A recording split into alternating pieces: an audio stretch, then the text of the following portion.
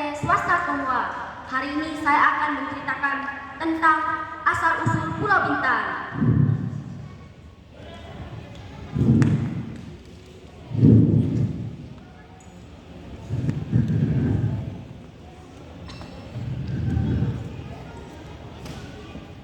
Penatnya, dari pagi angkat pinang. Semua salagat berebut nak kulit. Satu kampit pun tak cukup. Apa benda ni? Macam intan. Para buruh tergopoh-gopoh menyiapkan pesanan para saudagar. Tapi siapa sangka di dalam kampit itu ada banyak pinang. Asal cerita orang tua-tua dulu, intan ini adalah buah dari cerita pinangan raja yang ditolak oleh putri yang cantik jelita. Beginilah kisahnya. Waktu maruah raja dibawa dalam tampin sagu, saat itu utusan dari Lingga tiba dengan nada membusuk, penuh bangga, penuh hajat.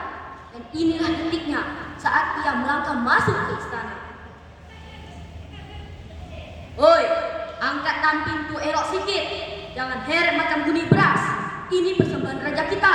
Cepat, bentangkan kain persembahan agar tampak megah waktu hamba berdiri di depan raja Pulau. Ampun tuanku, kami datang membawa maksud besar dari junjungan kami, Paduka Raja Alam Syah dari Lingga. Bukan kami datang kosong, kami datang membawa tampin sagu, bunga emas, dan hajat setinggi langit. Tuanku tahu apa maksud kami?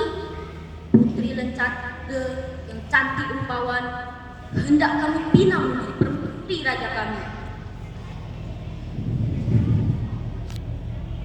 Ampun Sri Gumaya, tuanku raja sudah telah bertemu dan hajat dari Lingga telah kami timbang adil. Namun Tuan Putri telah berkenan hati kepada pinangan dari Pagaruyung. Apa? Pinangan kami ditolak. Tampin sagu dari Raja Lingga kalian tak pandang. Kami datang bawa hormat, tapi kalian beri hina. Ini bukan balasan pada utusan. Ini tamparan pada maruah negeri kami. Sri Gumaya, ini bukan soal maruah atau darjat. Ini soal hati. Tuan Putri memiliki hak memilih dan hatinya telah jatuh bukan kepada yang paling megah, tapi kepada yang paling menyentuh. Kadang yang paling megah tak selalu layak. Kadang yang sederhana tapi jujur dan baik hatinya, itulah yang paling layak dipilih. Kalau begitu, ingatlah kata kami. Kalian tolak pinangan, kalian tolak raja kami. Dan bumi ini akan tahu murka dari seorang raja. Tak diam dalam kata, tapi berdentum dalam tanah. Inilah tampin yang kalian pandang sebelah mata. Inilah lambang hajat dari Raja Lingga yang kalian hina. Dengarlah bumi, saksikan langit. Hari ini kami tak akan pulang dengan tangan kosong. Kami akan tinggalkan muka kami di tanah ini. Saat tampil itu menyentuh tanah, langit memerah, tanah berguncang, dan burung terbang ketakutan. Dari kaki gunung putih muncullah cahaya, bukan asap, tapi sinar putih seperti intan terkena matahari. Sejak saat itu, tanah Pulau Putih berubah. Gunung Dayak Lingga patah satu cabangnya, dan wilayah tertinggal di bumi itulah yang sekarang dikenal sebagai Intan. Orang kampung mulai menggali. Dari tanah merah itu muncullah butiran kecil yang bening dan menyilau. Maka disebutlah pulau ini Pulau Berintan. Tapi lidah orang kampung mana bisa panjang-panjang.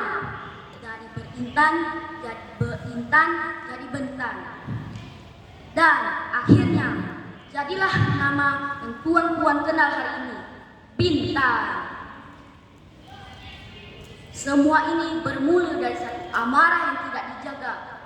bumi pun ikut bicara. Dan yang paling rugi bukan orang lain, tapi diri kita sendiri.